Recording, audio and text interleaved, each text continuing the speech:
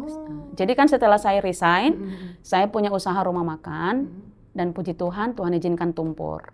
Ya Kak ya. Tuhan izinkan? Tumpur, Tumpur. tekor. Oh, tekor. Mohon maaf nih ya, kita belajar satu bahasa baru lagi ya. Tumpur setumpur-tumpurnya. Oke. Tapi saya nggak nyerah Kak. Oke. Saya buka lagi usaha jual pakaian bekas. Tapi saya nggak percaya. Langsung saya RJP waktu itu. Saya spontan, saya naik ke tempat tidur, saya RJP. Saya sambil teriak, dokter, suami saya pompa. Terus dia masih kayak gitu, ayo, masih ada kehidupan kedua, Tuhan pasti bisa, saya sampai kayak gitu kan. Saya bilang, saya cium kakinya, saya bilang, saya janji Pak, saya akan perjuangkan anak-anak kita. Kalau kau bilang aku kuat, aku pasti kuat, dikuatkan oleh Tuhan. Itu yang saya bilang. Dan pada saat itu, Pak Niko bilang ke saya, setiap orang punya cerita, namun di balik cerita itu ada air mata, tantangan, dan perjuangan yang mungkin belum diceritakan. Welcome to Deeper with Evi Carolina.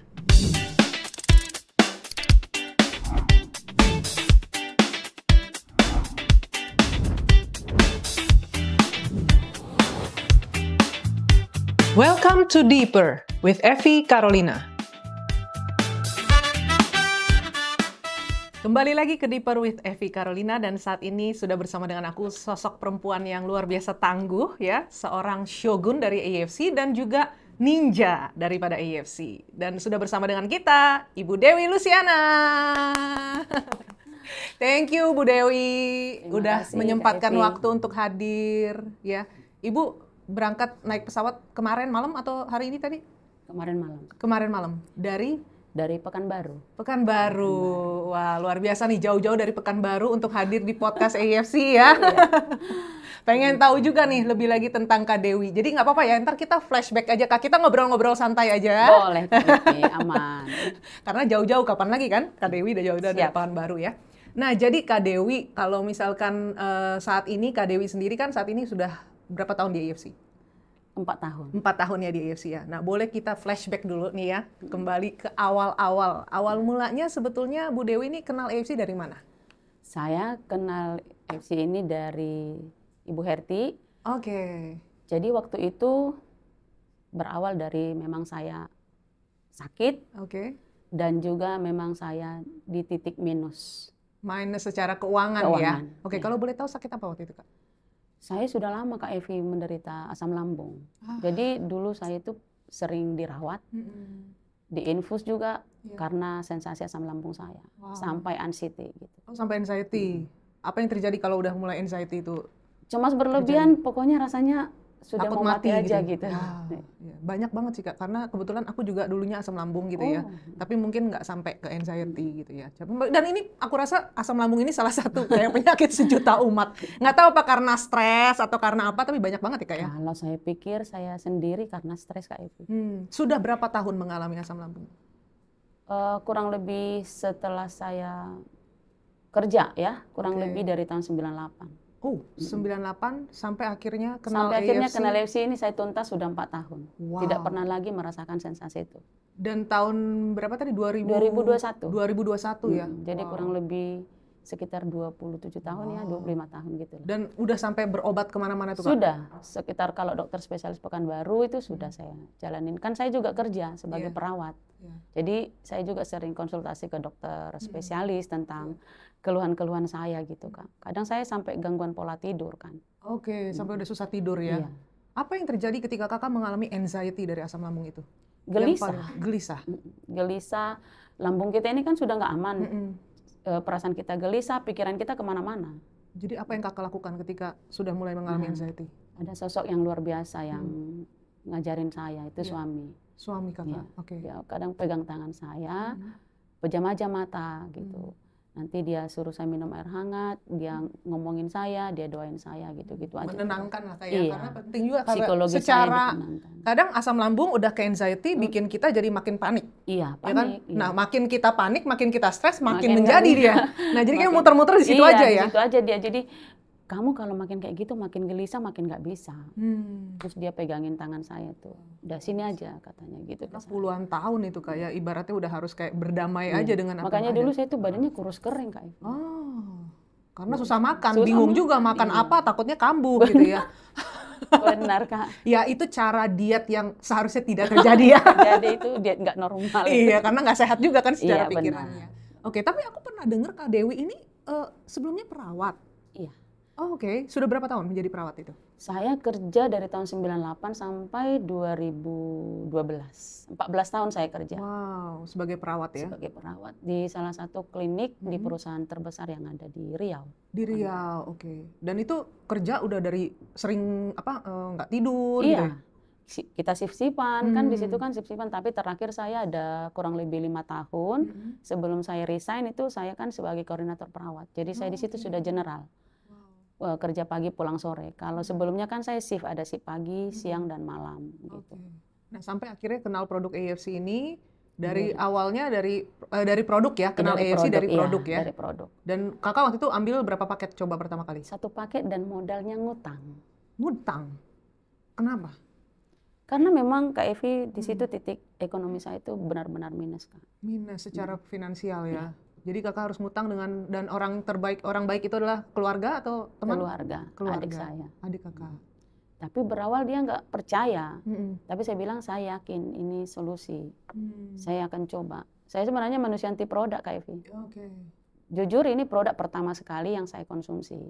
Ya, Selain dari obat medis, lah ya. Selain obat medis. Nah, tapi adik saya bilang nanti nggak benaran.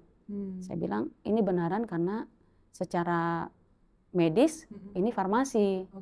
Saya bilang gitu, saya akan coba, ini harus coba gitu. Jadi saya informasinya itu disampaikan ke saya, 2 minggu kemudian baru saya bisa ambil produk ini untuk saya konsumsi Kak. Seberapa yakin waktu itu kakak bahwa ini bisa menjadi jalan untuk perbaikan kakak? Karena yakin benar karena saya lihat di situ ada regenerasi sel tadi. Karena dari paten produknya. Paten ya, regenerasi sel itu yang membuat saya yakin mau konsumsi gitu. Karena kakak sendiri seorang perawat Medis, iya. ya, backgroundnya Gitu, medis benar. ya, oke. Jadi itu yang membuat saya mau konsumsi. Walaupun saya bilang, pokoknya aku ngutang aja dulu. Penting aku minum dulu. Nanti gimana-gimananya saya selesaikan. Saya bilang sama adik saya. Padahal waktu itu sebenarnya saya masih punya banyak utang Kak. Tapi saya beranikan, iya. Karena saya sudah hampir putus asa karena berobat bolak-balik saya suntik. Infus gitu ya, bangun pagi saya sakit kepala, mual berat gitu, udah bosan dengan keadaan itu gitu. Jadi udah nggak tahu malu lagi untuk mau berusaha minjam ini sama adik saya untuk dapatkan produknya. Kebetulan saya ada satu tim juga Kak, seorang perawat juga, dulu juga GERD juga asam lambung dari sejak SMA. Tapi terbantu juga dengan produk ini dan saya rasa memang itu ya, karena kita sebagai perawat kan kita di sini ingin membantu kesehatan orang, ya, tapi benar. bagaimana kita bisa membantu orang Kalau kita aja nggak sakit terbantu, ya, iya benar. Oke, makanya luar biasa sekali ya saat ini udah banyak ya orang-orang ya background Iya, perawat juga sudah bergabung sudah di sini.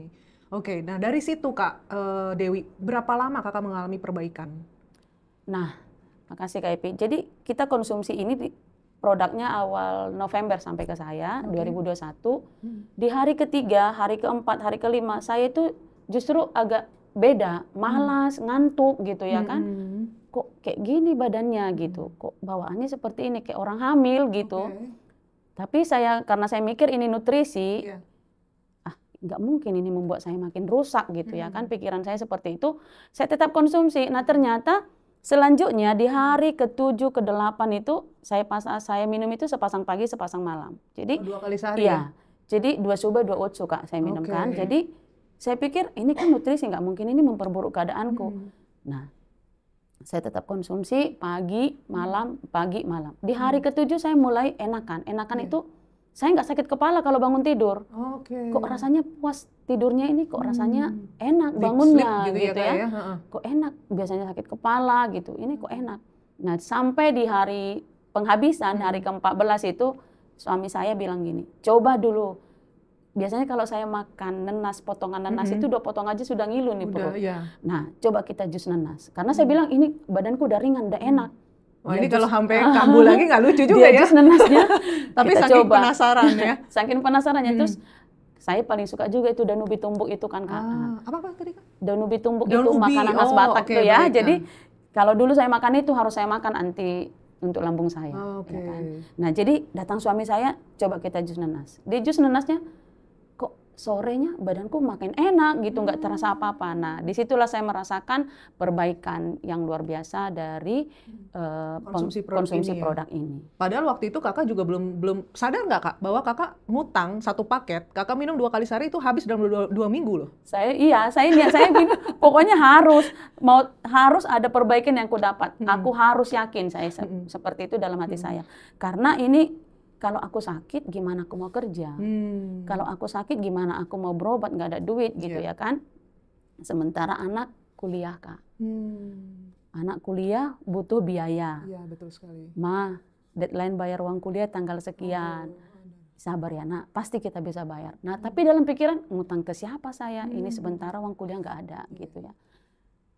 Terus waktu itu keluarga saya aja bilang begini, ngapain anak dikuliahkan? Suruh aja kerja dulu, gitu ya kan? Boro-boro nguliahin anak, makan aja pun ngutang, makan aja pun nggak bisa. Nah gitu. Tapi saya punya keyakinan Tuhan tidak akan mempermalukan saya. Dan sebagai orang tua kita juga Tuhan perlu tidak akan memberikan yang mengizinkan terbaik. saya jadi orang tua yang gagal. Amin, Gitu. amin. Nah itu yang memacu saya. Jadi ketika anak saya kuliah, saya juga titik minus, saya juga sakit. Gitu. Saya bilang, Tuhan aku nggak mau jadi orang tua gagal, aku harus sehat. Nah, jadi itulah bulatnya keyakinan saya, kalau saya akan bisa mendapatkan kesembuhan atau kesehatan saya setelah konsumsi ini. Itulah bulatnya tekad saya kak, yakin saya dengan produk ini. Dan puji Tuhan ya, 1 paket memang kalau saya pribadi itu sudah mengalami perbaikan. Wow. Ya, jadi kita nggak pernah tahu ya kak ya. Makanya di sini kita yang penting kita coba dulu. Coba dulu. Ada orang yang minum mungkin cuma sepasang sehari, berapa hari udah ngalamin ya kak ya. Habis itu udah minum seminggu bolong lagi. Kan kalau seperti saya harus tekadkan dalam hati, harus maintenance. Oke, baik. Karena itu yang saya lakukan. Saya maintenance pagi sebelum ngapa-ngapain saya habis doa, saya minum air hangat, udah saya tabur tuh di bawah lidah. Nah itu yang saya lakukan terus, dan malam Sampai saya mau sekarang, tidur saya nggak makan apa-apa lagi juga saya tabur di bawah lidah. Itu yang saya lakukan waktu di awal-awal saya konsumsi. Maka itu juga yang saya sering katakan ke orang-orang yang mau konsumsi juga Kak Evi. Jadi karena kakak udah ngalamin manfaatnya, pasti kakak melihat ini sesuatu yang luar biasa ya. Apalagi buat seseorang yang udah mengalami asam lambung puluhan tahun Kak ya. Seperti saya. Nah itu berapa tahun total? 25? 25 tahun. 25 tahun tuh, nggak sesuatu yang sebentar ya teman-teman ya. Dan sebegitu yakinnya juga sampai kakak ada ya? tanda kutip waktu itu salah satu obat ya, tapi itu saya dengar waktu itu memicu kanker. Saya makin khawatir ya Tuhan, padahal itu yang selalu saya suntikkan, itu yang selalu saya konsumsi. Saya mau lepas gimana? Nah kayak gitu. Dan bersyukur lahirnya AFC ini bagi saya Kak. Itu saya bisa lepas dari semuanya. Luar biasa. Dan ini setelah kakak konsumsi 2 minggu ya kan? Kan kakak harus terus minumin lagi kan? Pasti kan keinginan dong dari diri kita mau minum lagi dong. Nah muncul keinginan Kak Evi untuk konsumsi lagi. Nah tapi kan uang masih utang. Uang nggak ada, uang sama sekali nggak ada. Bahkan beli beras aja saya kiloan Kak Evi. Masih ada saksi di depan di situ ya, yang melihat saya sampai di titik ini, sampai dia katakan, memang kau itu wanita yang Tuhan ciptakan dari mental baja, sampai dia bilang gitu. Sampai karena dia dulu tempat saya ngutang untuk beli beras. Dia jualan ya. Nah, jadi kayak mana caranya mau konsumsi ulang lagi ini? Mau konsumsi lagi, saya pikir begitu. Nah pada saat itu saya ibadah gereja, ada orang bilang gini ke saya, Dak, wajahmu kok beda? Gitu ya kan. Awet udah berapa tahun nih kayaknya. Wajahmu kok beda, lain kayaknya kau sekarang, pakai apa gitu kan. Terus saya bilang, aku nggak ada pakai apa-apa, tapi aku ada minum sesuatu. Ada itu dari pabrik dari Jepang, saya bilang gitu kan. Nah ketika itu dia katakan, itulah awal saya berani untuk bercerita. Dan itu sebegitu yakinnya juga karena kakak ngalamin iya, ini ngalamin. 25 tahun ya kan. Makanya saya waktu itu Kak, pagi sampai malam nggak pulang ke rumah kalau nggak closing. Iya. Dan ini salah satu yang membuat di AFC ini berbeda Kak ya. Karena mau seberapa hebatnya bisnis, kalau memang secara produk aja tidak ada kualitas tidak kita alami nggak ada juga. bukti nyata juga ya, benar. susah juga. Tapi hebatnya di sini itu sebegitu luar biasanya, sehingga orang-orang yang awalnya cuma mau minum, akhirnya mau bisa yang konsumsi lain. terus kan Iya, gitu kan Kak. gitu, Tapi Kak. sekarang gimana caranya kan gitu ya. Nah, makanya ketika saya dengarkan si A, si B, teman-teman yang lihat saya ya berbeda gitu, makin timbul percaya diri saya, Kak, untuk cerita. Orang itu gimana Kak akhirnya bergabung nggak? Nggak bergabung. Nggak bergabung ya. Sampai sekarang ada itu teman saya nggak bergabung. Lalu titik baliknya di mana Kak? Katanya gini, itu kan talentamu, katanya gitu. Ini bukan masalah talenta, masalah kemauan. Karena kalian masih di zona nyaman, kalian nggak lihat sisi yang lain dari sini, saya bilang. Nanti pasti suatu saat kalian akan ada di sini. Saya bilang aja gitu, Kak Evi. Itu hanya satu langkah. Makanya kadang sesuatu bisa terjadi mulai dari langkah awal untuk berani melangkah, berani mencoba juga Kak. Benar. Kalau saat itu Kakak nggak memutuskan untuk coba, mungkin nggak akan ada hari ini. Ya, nggak akan ada. Dan mungkin aku akan tetap jadi gembel. Dan tapi itulah Tuhan tetap setia ya dalam kehidupan kita ya. Kita bisa dipertemukan dengan siapapun, we never know ya. Yang penting kita buka hati buka lah ya. hati, benar Kak. Luar biasa. Oke, nah sampai akhirnya nih Kak, Kakak ditolak. Ya kan, namanya penolakan itu udah makanan sehari-hari kita ya Kak ya.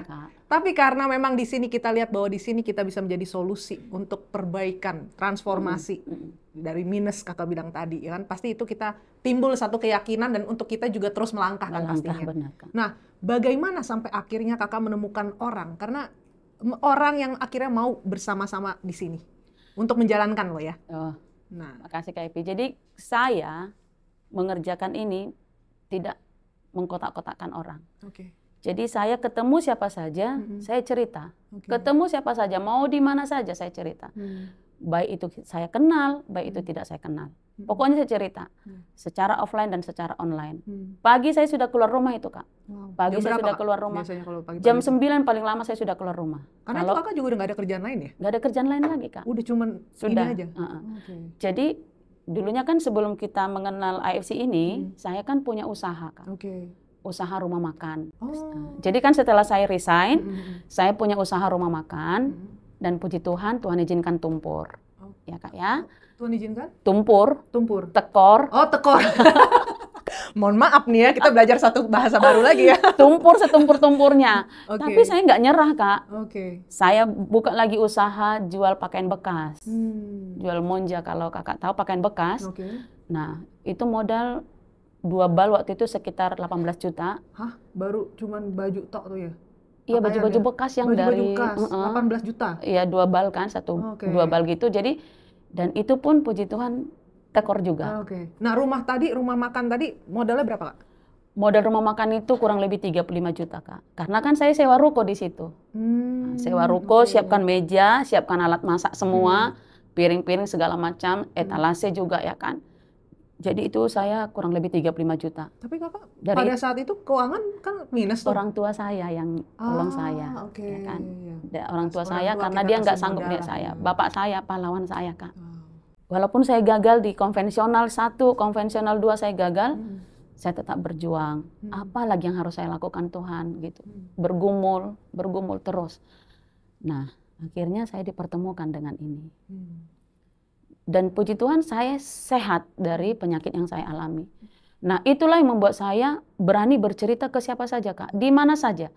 Baik itu mau di terminal, mau itu di simpang-simpang, baik itu perkumpulan, baik itu di gereja juga saya cerita.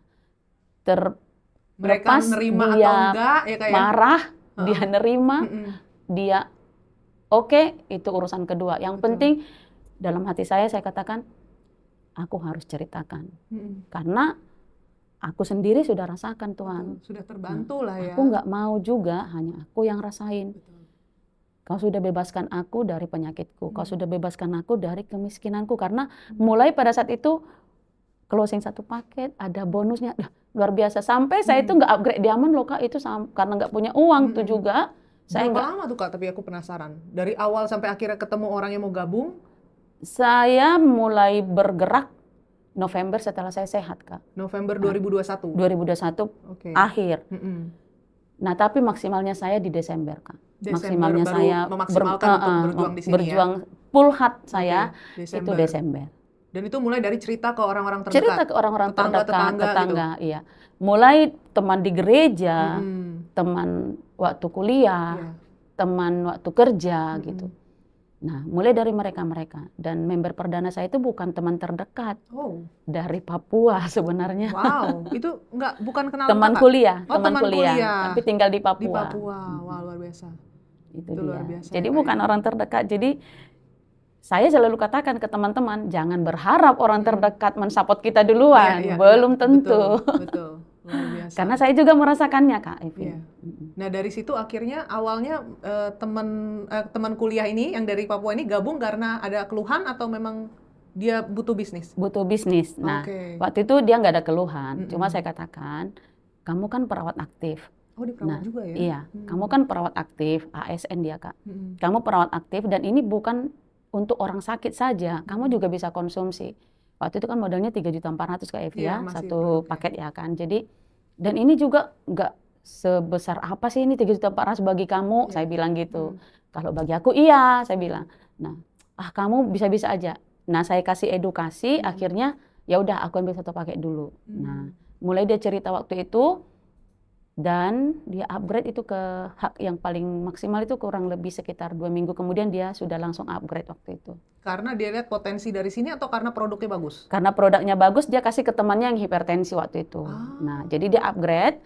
Nah, terus muncul dalam hati saya, kalau saja saya sudah maksimal, masa yang di bawahku sudah diamond, aku masih ruby gitu ya Kak. Wah, jadi itu lumayan tuh pas up-nya tuh. Sebelumnya udah sempat, harusnya kakak waktu itu langsung duluan tuh ke upgrade dulu ya. Karena nggak ada duit Kak, karena Oke, baik. duit yang pertama bonus saya itu masih untuk bayar utang saya Iya, yang iya, tadi iya. saya janjikan ke adik saya Iya, Kak. iya, iya. Nah, jadi untuk upgrade pun sebenarnya saya juga masih modal minjam Kak, Iya. karena belum cukup dari bonus saya, gitulah. Jadi itu saya upgrade itu kan Januari Kak. Ya, Januari 2021. Kebayang nggak Kak, 27 Oktober saya Itu bergabung. ngutang lagi nggak, Kak? Masih ngutang Kak, Masih ngutang, karena ya? belum cukup bonus saya waktu itu. Oke.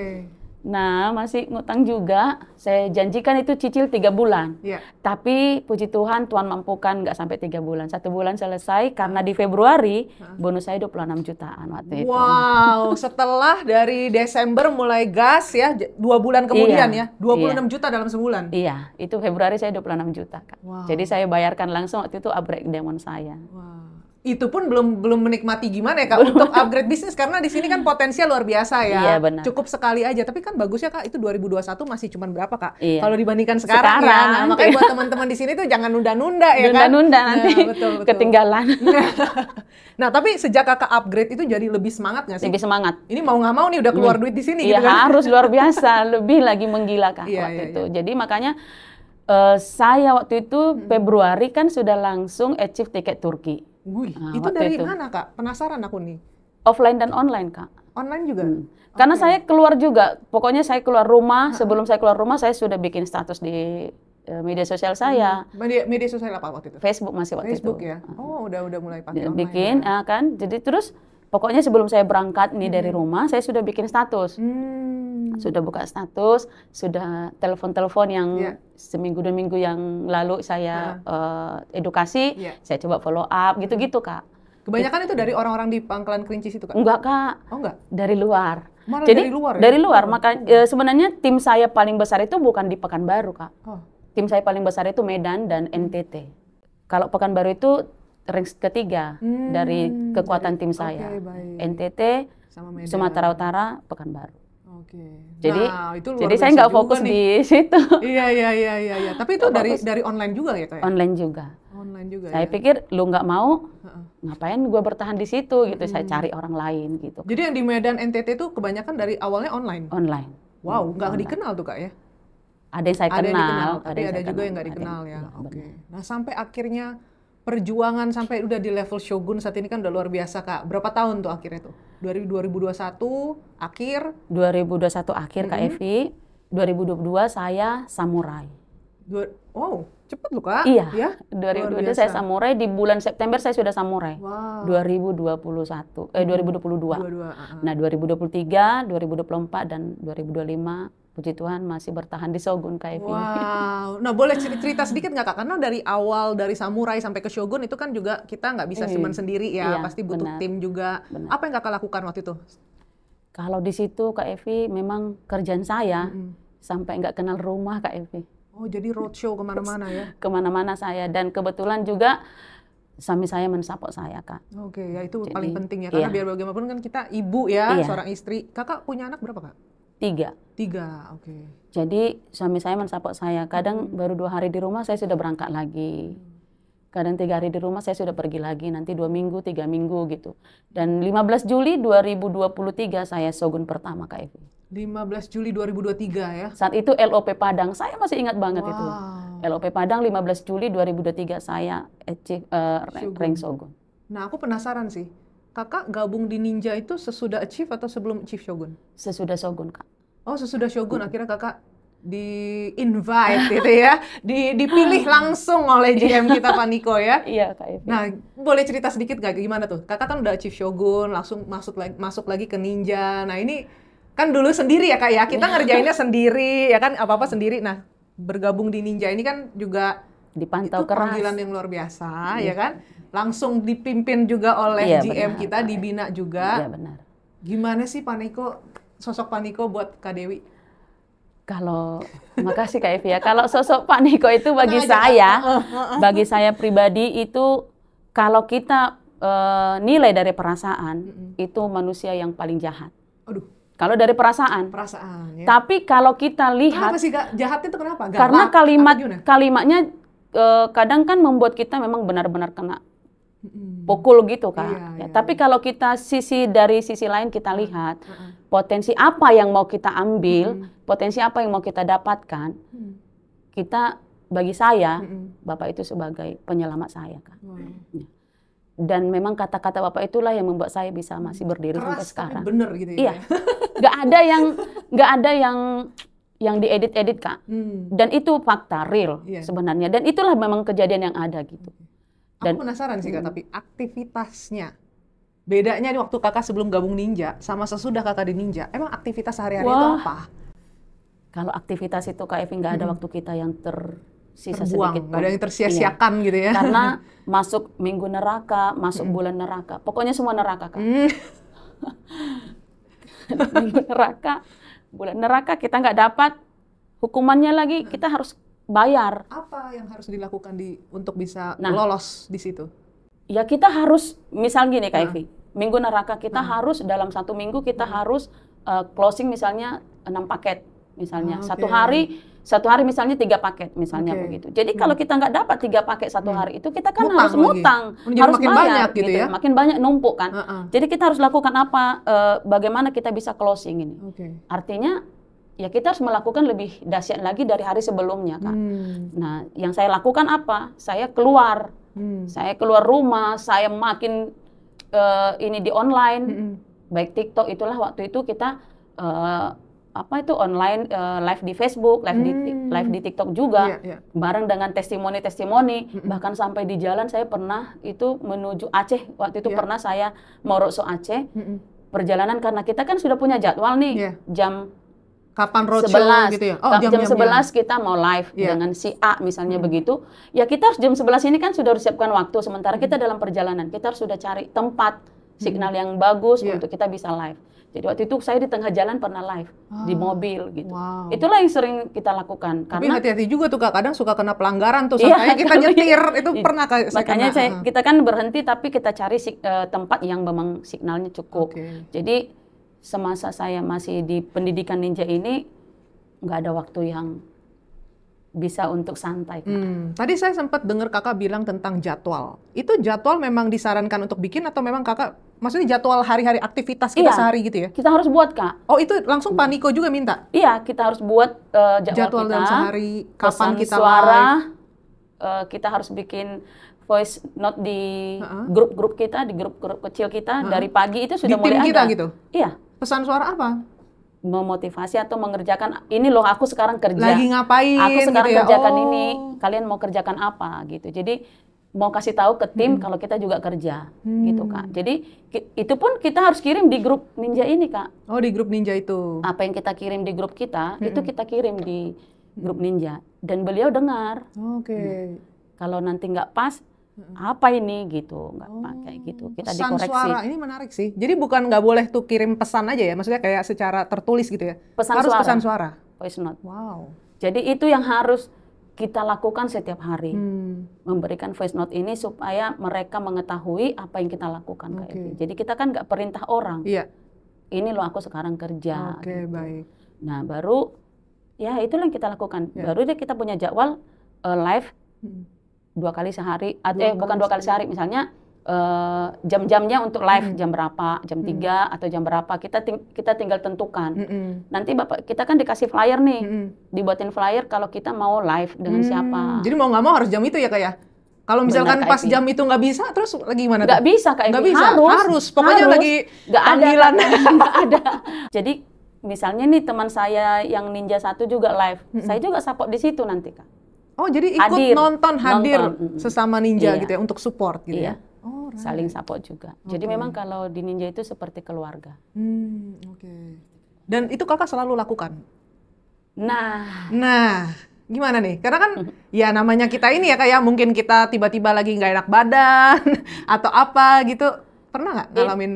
Itulah mungkin sumber saya belum bisa naik Daimyo, Kak. Oh, kenapa Kak? Karena memang ya 1,5 tahun kan saya benar-benar terpuruk. Kalau dulu terpuruk dengan ekonomi, kalau sekarang terpuruk karena mental saya. Jadi saya mau lakukan, sebenarnya pengen lakukan gitu, tapi udahlah nantilah. Auranya nggak ada, Kak Evi. Semangatnya tuh nggak ada, rasanya hampa betul gitu.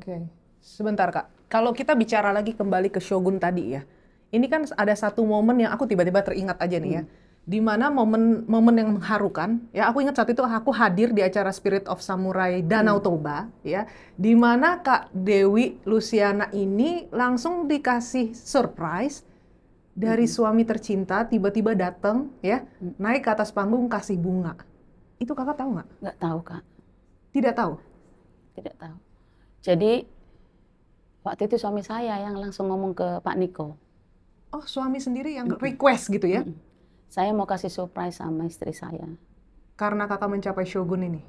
Karena dia katanya mau bilang terima kasih ke saya. Saya nggak tahu sama sekali, dan suami saya pun tidak pegang duit pada saat itu. Dia minta uang dari teman saya. Minta uang dari teman untuk bisa hadir di acara itu? Bukan untuk beli bunga tadi, Kak Evi. Oh, buat beli bunga. Jadi saya tidak tahu sama sekali dia mau punya rencana apapun, itu nggak tahu saya. Tapi dia tahu Kak Dewi akan menghadiri acara Spirit of Samurai, berdiri di atas panggung itu, dia tahu? Tahu. Dia kan ikut hadir dengan saya sama anak saya, Kak. Saya bawa dari Kerinci ke Danau Toba. Nah, jadi waktu itu dia kan udah posisi sakit, Kak Evi. Oh, dia udah sakit? Sudah. Sakit apa? Fungsi hatinya rusak. Oh, fungsi hati. Jadi saya sudah ajakin beliau, Pak, ayo pulang aja. Kan kamu sakit, udahlah. Aku sudah sampai di sini aja. Ini lagi cuaca dingin, kamu nanti nggak kuat. Kita pulang aja. Sudah saya ajakin pulang. Maksudnya udah sampai di acara Spirit? Oh, belum sampai? Udah di acara, tapi acara belum selesai. Oh, acara belum saya selesai. Saya belum naik panggung. Kakak ajakin dia pulang. Iya, dia pun belum naik panggung, dia samurai kan, suami saya. Oh, suami saya. Udahlah. Karena cuaca sudah semakin dingin, Kak Evi. Nanti kamu nggak kuat. Udah kita pulang aja lah. Gak belum sempat naik panggung juga waktu itu ya Kakak? Tapi dia keras bilang, aku kuat. Aku nggak mau pulang.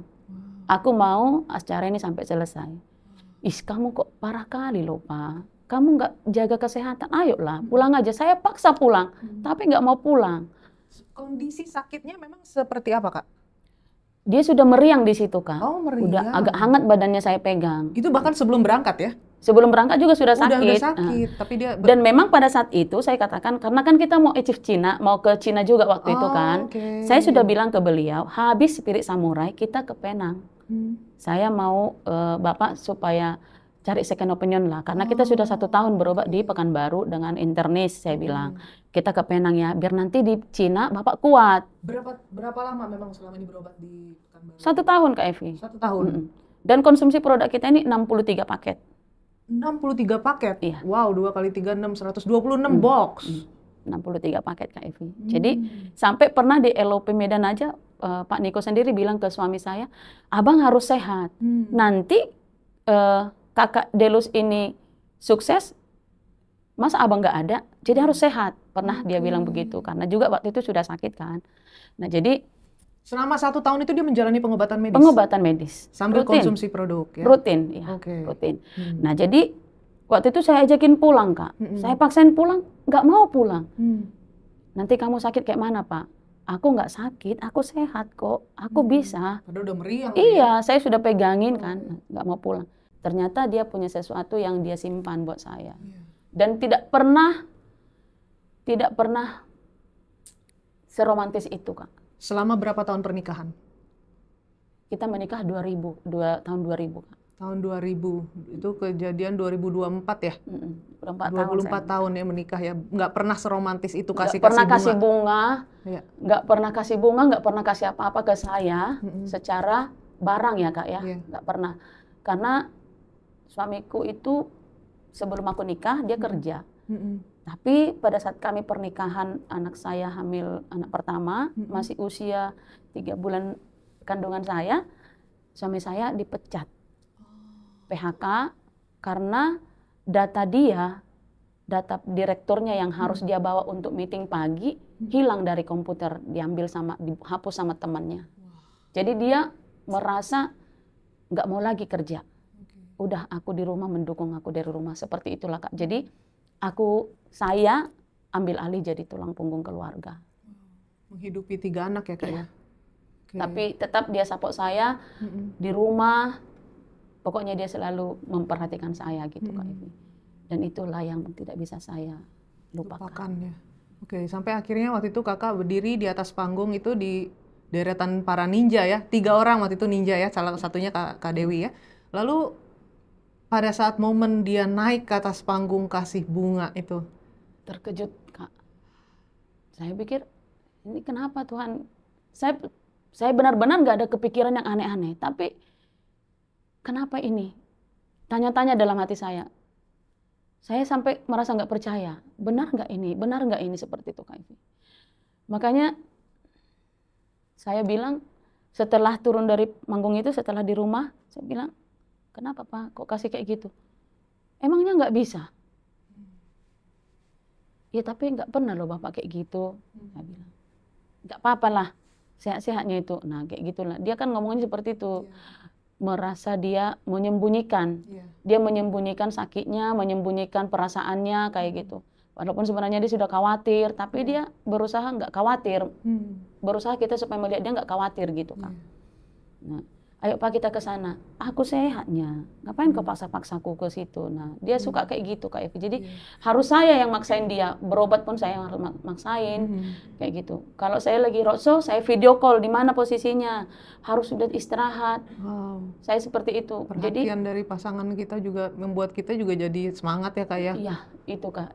Dia yang paling tidak bisa saya lupakan itu, Kak Evi. Kalau saya roadshow itu, yang isi koper saya itu nggak pernah saya. Wow, ini jarang-jarang nih yang Kak isi ya? koper saya itu selalu suami saya, Kak.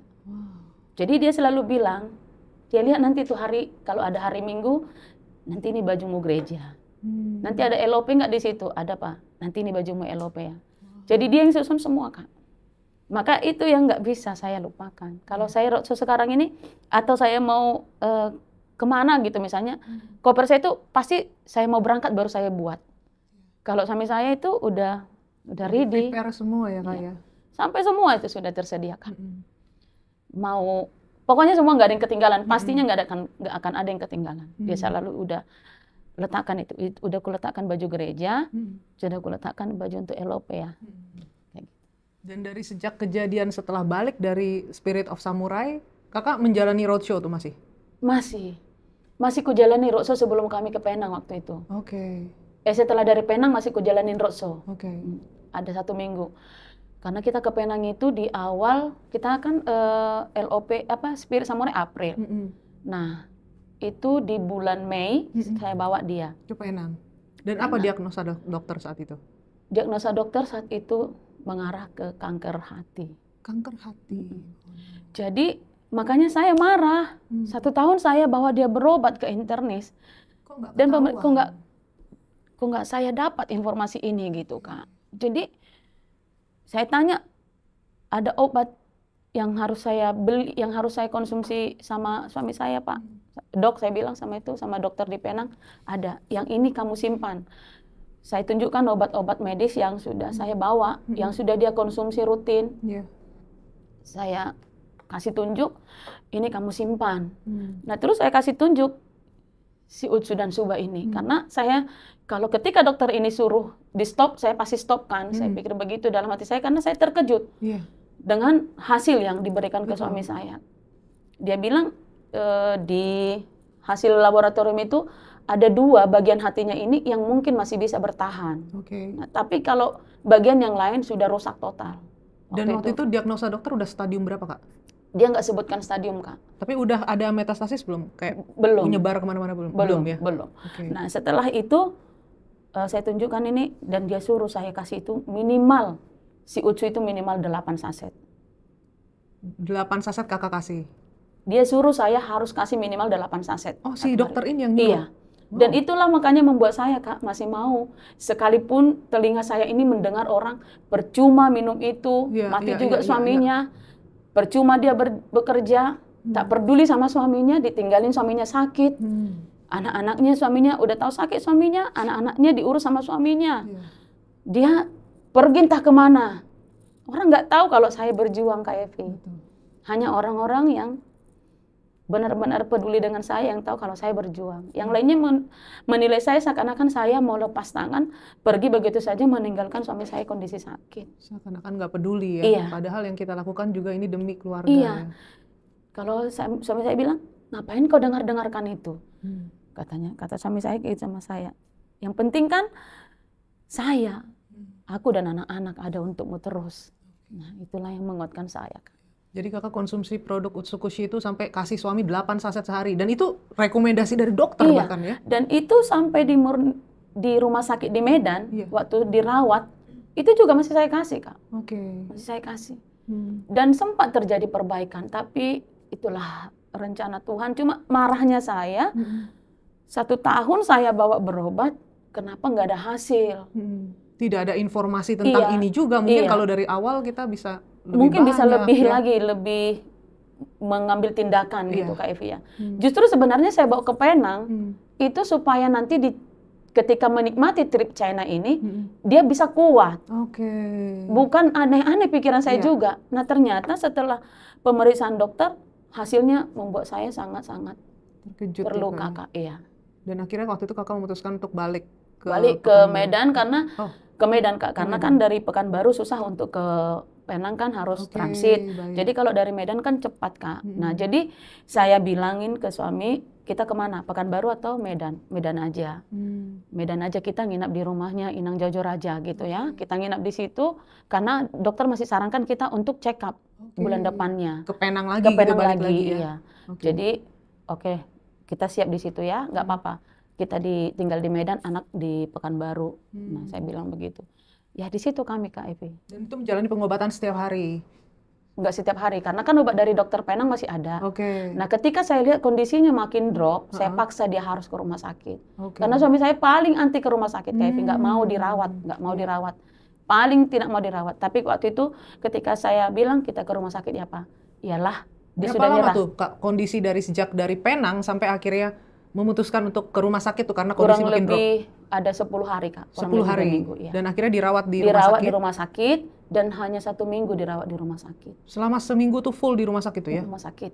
Hari Minggu saya bawa, hari Minggu juga dia kembali. Ini tutup usia, Kak. Minggu saya bawa, minggu depannya. Pas hari Minggu juga. Tanggal 12 Mei waktu itu. Jadi itu kejadiannya betul-betul sudden banget ya, benar-benar cepet, nggak terbayangkan ya, Kak ya? Terbayangkan.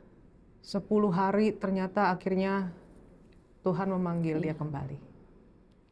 Dan saya percaya saat ini suami Kak Dewi udah nggak sakit lagi ya. Sudah di tempat terbaik. Sudah di tempat yang baik, Kak.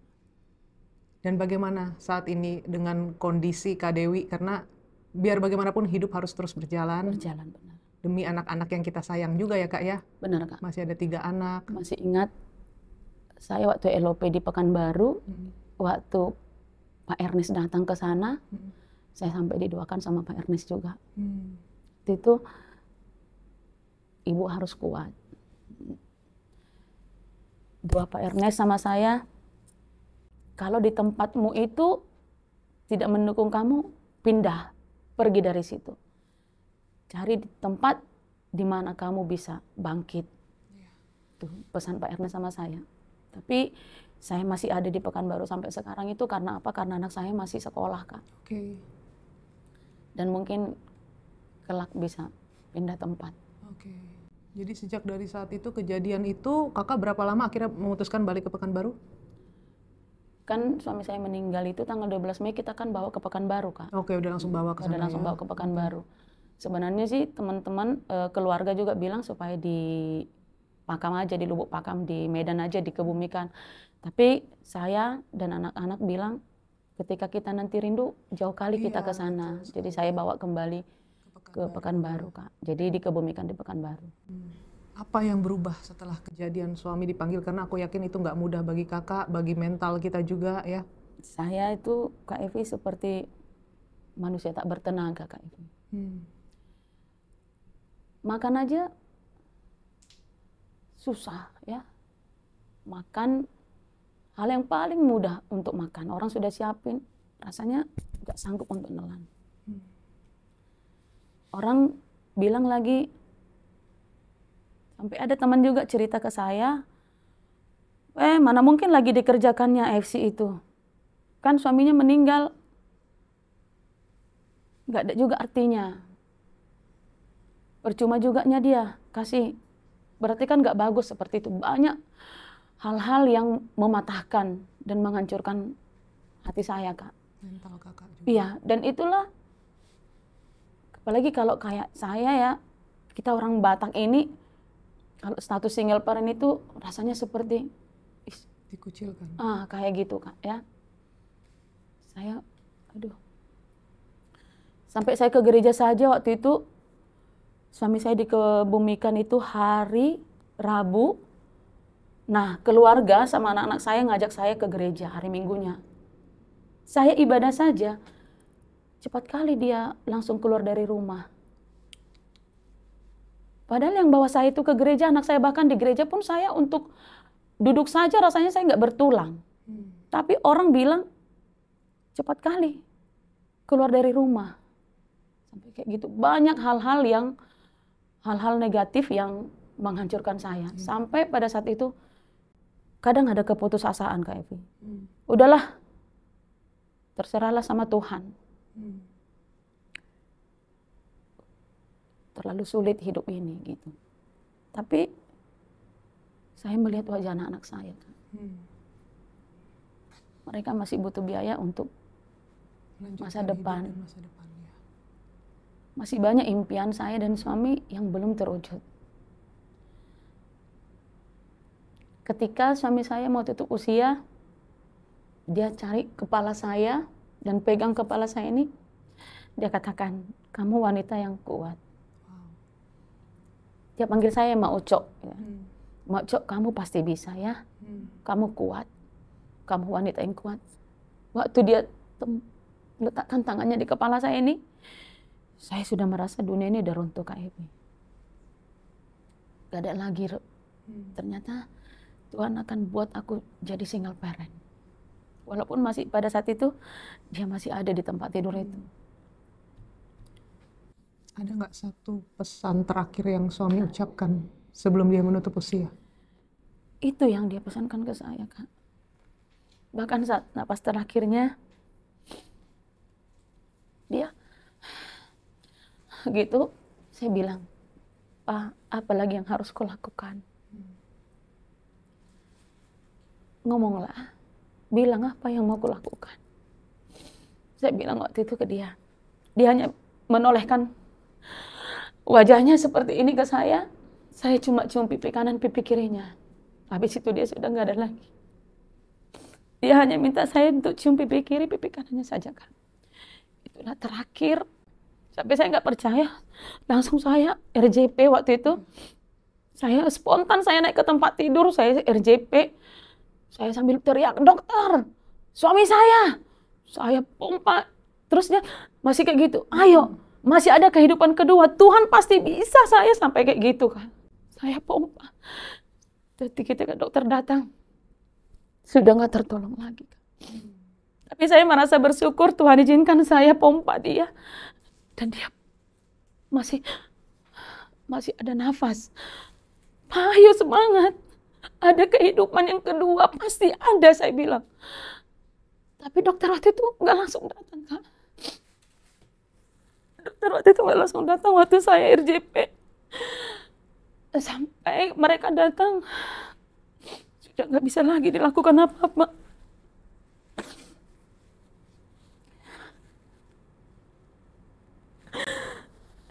Saya bilang, saya cium kakinya, saya bilang, saya janji Pak, saya akan perjuangkan anak-anak kita. Kalau kau bilang aku kuat, aku pasti kuat, dikuatkan oleh Tuhan. Itu yang saya bilang. Dan pada saat itu, Pak Niko bilang ke saya, Kak Dewi, waktu itu masih di Cina ya, jangan sungkan. Apapun itu, Kak Dewi butuh apapun, kita siapkan. Jangan sungkan. Setiap hari beliau chatting saya. Kayak mana prosesnya sekarang? Abang bagaimana, Kak? Kapan dikebumikan? Apa yang harus kita lakukan? Apa yang kita bisa bantu? Kayak gitu. Terus Pak Niko, ya Pak, aman Pak, sampai sejauh ini aman. Begitu juga Pak Michael Tampi mensupport saya waktu itu, benar-benar runtuh, Kak. Dan setelah dikebumikan itu, masih tetap juga komunikasi dengan Pak Niko. Dia chat saya, Abang sudah tenang, acara sudah selesai. Kakak boleh istirahat dulu. Saya dikasih waktu 2 minggu waktu itu untuk istirahat dari pendidikan di Ninja. Oke. Dan saat itu sempat menjalani video call juga, benar nggak sih Kak? Benar. Video call dengan suami atau? Video call dengan suami di hari Minggu pagi. Masih video call, masih doa dengan Pak Ernest. Oke. Pada saat mau berangkat tanggal 10 Mei ke China, masih video call dengan Pak Niko juga. Oke. Apa yang waktu itu beliau sampaikan? Abang, semangat ya, harus sehat. Lihat tuh Kak Dewi, tetap jagain abang. Pokoknya harus sehat. Iya Pak, saya sehat Pak. Dia masih jawab begitu Kak Evi. Dan waktu Pak Ernest juga bikin doa di Minggu pagi itu, dia masih nyambung. Apa yang disampaikan Pak Ernest, dia juga masih coba mengikuti di doanya. Tapi seperti itulah Kak. Jam 3:30 sore dia pergi. 3:30 sore. 3:30 sore perginya. Dan saat itu kakak juga nggak sempat ikut lah. Tiket saya hangus. Ya. Berdua, harusnya kita berangkat berdua. Sampai saya bilang, kan kau nggak bikin aku bulan madu kemarin, Pak. Nanti nih kita bulan madu di Cina kan. Makanya kau harus kuat. Kau bawa kau ke Penang supaya kuat. Bukan untuk apa-apa, bukan untuk yang lain. Dia sebenarnya nggak mau. Supaya kau kuat nanti pastinya, karena aku sudah ikut trip-tripnya IFC itu, Pak. Itu kita jalan. Jadi Bapak harus kuat, kakimu harus kuat berjalan. Jadi kita nanti sharing ke dokter, supaya juga Bapak dikasih obat. Sebenarnya tujuannya seperti itu, Kak. Tapi ternyata Tuhan berkehendak lain. Tapi Tuhan berkehendak lain, Kak. Tapi aku percaya saat ini suami Kak Dewi bangga dengan kakak. Amin, Kak Ivy. Satu hal yang paling mungkin membuat dia bahagia ketika nanti anak saya ini bisa wisuda, Kak. Amin. Kita doakan ya. Kak Dewi bisa terus kuat. Harus, Kak Ivy. Harus kembali semangat lagi. Harus, pasti harus. Masa depan buat anak-anak ya. Itu maka kemarin saya katakan ke Pak Niko ketemu di Jambi, 1,5 tahun Pak. Sudah cukup waktu saya untuk terpuruk. Saya nggak mau mundur ke belakang. Ini langkah awal saya. Untuk saya bisa memulai hal yang baru. 1,5 tahun kakak sempat Iya. vakum istilahnya Dari ya? mulai April, Mei lah Kak, Mei 2024. Ketika dia mulai sakit, sampai detik usia, sampai detik inilah. Tapi saya sudah mau melupakan itu Kak Evi. Melupakan, bukan melupakan suami, tapi melupakan keterpurukan itu maksud saya. Saya nggak mau Kita lagi. memutuskan untuk bangkit. Bangkit, iya. Bangkit karena tanggung jawab semakin besar. Betul. Tanggung jawab semakin besar, anak, biaya ekonomi, kuliah, pendidikan semakin meningkat. Kalau mungkin perut sejengkal saya saja, mungkin saya sudah berlebihan, tapi ada anak-anak yang harus saya perjuangkan. Betul. Dan itu yang membuat satu alasan yang membuat kakak memutuskan untuk bangkit lagi. Iya, benar Kak Evi. Dan di masa keterpurukan tersebut 1,5 tahun itu bukan waktu yang sebentar juga. Apa yang kakak lakukan? Menangis. Kadang kalau tim telepon, Kak Dewi kenapa? Kok beda? Apa yang beda? Nggak ada yang beda. Saya bilang begitu. Karena tim saya juga merasa saya nggak maksimal Kak. Hanya sekedar, mungkin kalau ada 10 tangga, mungkin semangat saya itu hanya di tangga yang kedua, ketiga aja. Jadi ada 7 tangga yang sudah saya buang. Nah, seperti itu Kak. Jadi saya berusaha melawan, sampai saya beberapa kali pernah roadshow itu ke NTT, ke Kupang. Saya janji 3 minggu di sana. Kak Evi tahu, saya cuma 2 hari di sana Kak. Saya menangis terus setiap malam sampai Kak Hesti itu yang tempat saya tinggal itu nggak sanggup lihat saya. Bu Dewi pulang aja lah, nggak aman. Ibu Dewi nangis terus di sini, pikiran terus nggak tenang. Sampai saya pulang Kak Evi. Saya sampai hari Kamis, Kak Evi tahu saya Minggu sudah pulang. Uang, masalah tiket seperti tidak dalam pikiran saya. Karena menangis saja di pesawat, saya jalan. Dan handphone saya beberapa kali pernah tertinggal Kak di dalam di taksi. Karena pikiran saya tidak fokus. Nah, Ibu Jojor ini salah satu orang yang selalu mengingatkan saya. Jangan sampai ada yang ketinggalan. Kadang saya sampai kadang lupa kayak orang linglung gitu Kak. Dampak sampai ke mental iya. ya Kak ya? Sampai beliau bilang, harus ku sabar Inang, sabar. Jangan kayak gitu pikiranmu, nanti kalau kau kayak gitu kayak mana sakit, bagaimana? Inilah orang-orang Tuhan hadirkan juga untuk menguatkan saya. Dan bagaimana perubahan yang terjadi kepada anak-anak Kak?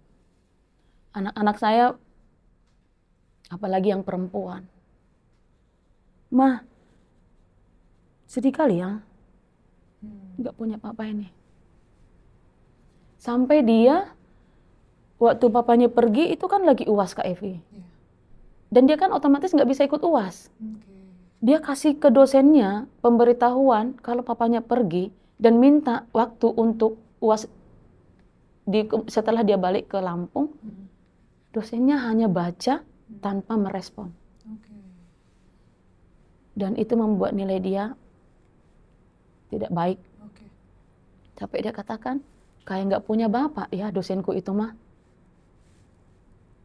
Bukan begitu Nang. Itu ada tantangan.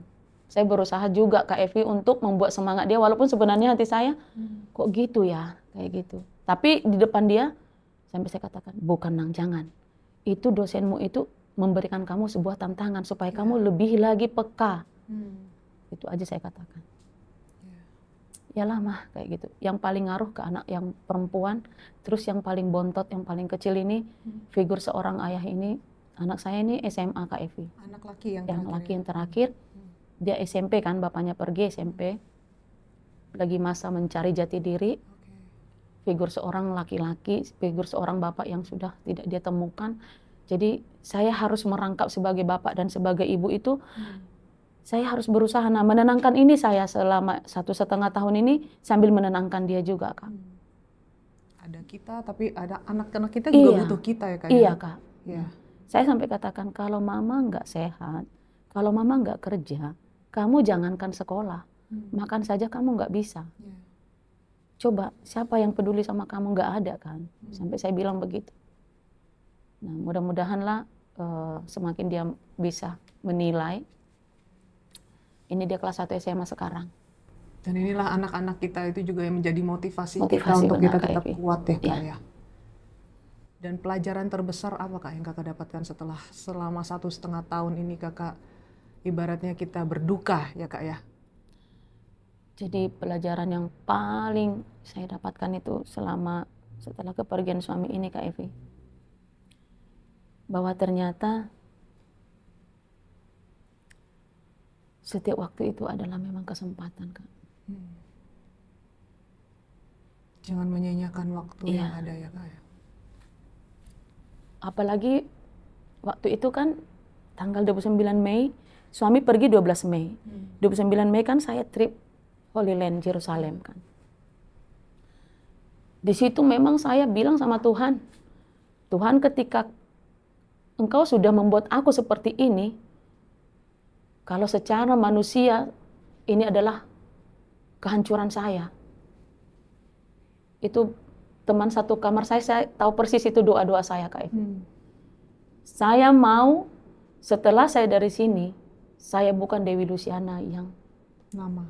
Saya mau jadi manusia yang baru. Saya bilang. Jadi saya janji dalam hati saya, bagaimana saya memanfaatkan waktu yang Tuhan berikan. Karena kita nggak pernah tahu. Karena kita nggak pernah tahu apakah kita masih ada 2 menit ke depan. Waktu Itu juga nggak bisa pelajaran yang terulang, berharga, Kak ya? Kak. Wow. Iya. Dan itu yang saya nilai ketika suami saya memberikan saya bunga. Mungkin itulah waktu yang paling tepat dia rasa untuk mengucapkan terima kasih ke saya, Kak. Luar biasa. Karena dari tahun 2001 secara materi dia tidak menafkahi saya. Karena saya jadi tulang punggung keluarga. Tapi itulah yang dia bisa lakukan mungkin. Sampai teman-teman waktu besok ke rumah sakit, dia bilang, udah habis uangnya itu aku buat. Dia terus yang cari duit. Aku sakit, aku habisin uang. Terdengar sama saya itu, Kak Evi, waktu saya keluar dari kamar mandi. Bilang apa kamu, Pak? Ini rezeki ini adalah rezeki kamu. Aku hanya mengerjakan saja. Kamu yang punya rezeki, kamu yang punya uang. Makanya semangat, semangat supaya bisa sehat, supaya bisa kita nikmati. Itulah. Tapi itulah pesan yang paling saya harus saya lakukan buat diri saya sendiri dulu, Kak Evi, bahwa setiap waktu adalah kesempatan. Dan di situ kita harus benar-benar, saya harus benar-benar melakukan yang terbaik versi saya. Karena belum tentu 2 menit ke depan, Kita 1 hari ke depan. Berapa lama kita hidup ya, Kak? Iya. Apakah saya masih ada atau tidak? Iya. Nah, kayak gitu. Jadi bagaimana saya meninggalkan hal-hal baik. Inilah pelajaran yang saya dapat. Dari satu suami saya yang memberikan saya bunga. Dan bunga itu kemarin yang dia kasih itu, saya bawa pulang ke Kerinci. Ini masih ada bunga yang kamu kasih. Walaupun sebagian sudah layu, Kak. Saya ganti-ganti airnya, saya isi terus. Masih ada. Saya bawa waktu itu. Ya, itulah Kak Evi. Tapi saya doakan, Kak, ini bisa menjadi titik balik untuk Kakak jadi semakin lebih hebat lagi ya. Demi suami yang disayang, yang dicintai ya, Kak ya. Masih banyak impian yang harus kita wujudkan. Masih banyak program-program, ya rencana-rencana buat anak-anak. Sampai saya bilang sama anak saya, kalau kamu sudah wisuda, kamu kerja, 2 bulan aja kamu kerja, udah nikah aja. Saya bilang begitu, supaya ada teman saya secara mental, Kak, karena kayak orang Batak ini kan banyak acara, Kak. Jadi kalau kita sudah single parent ini rasanya walaupun kita punya duit, rasanya kayak nggak ada kuranglah di adat gini ya. Iya. Tapi kalau ada anak kita, Iya. pengganti bapaknya, apalagi sudah berkeluarga mungkin, Iya. kan kita ada teman Kak Evi. Jadi makanya saya bilang, ayo Bang, kalau kamu sudah wisuda, kerja 2 bulan aja kamu kerja, udah nikah aja. Saya bilang begitu, supaya saya juga semakin Iya. semangat. Saya bilang, Mama semakin semangat, kita sehat-sehat. Saya bilang gitu. Siap Mama gitu ya, doakan Kak Evi lah. Ya, kita doakan lah ya. Apalagi sekarang kakak juga sudah memutuskan untuk bangkit kembali. Harus, ya. harus Kak Evi. Demi orang-orang yang kita sayang ya Kak ya. Ya Kak. Dan aku percaya saat ini suami mendengarkan. Dan kalau saat ini dia lagi ada di sini, dia mendengarkan podcast ini, apa yang mungkin kakak mau sampaikan untuk suami?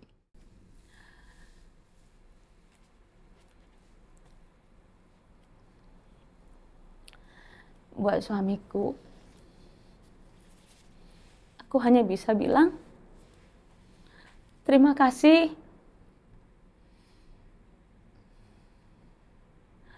Sudah bersedia bersama aku selama 24 tahun. Yang mengajariku untuk menjadi wanita yang tangguh. Terima kasih ya Pak. Bahagialah di tempatmu.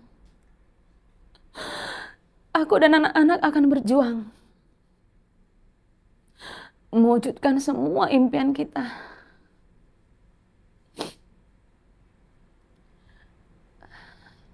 Bahagia di tempatmu ya Pak. Kami merindukanmu. Terima kasih Papa.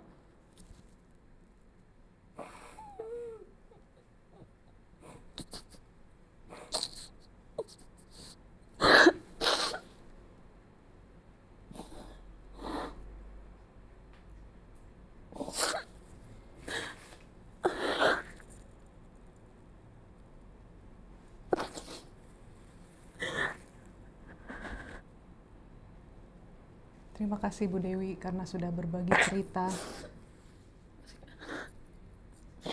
Aku berdoa dari kisah Kak Dewi bisa menguatkan para ibu-ibu di luar sana, mungkin para single parent di luar sana untuk kembali lagi menemukan semangat untuk terus berjalan, terus melangkah.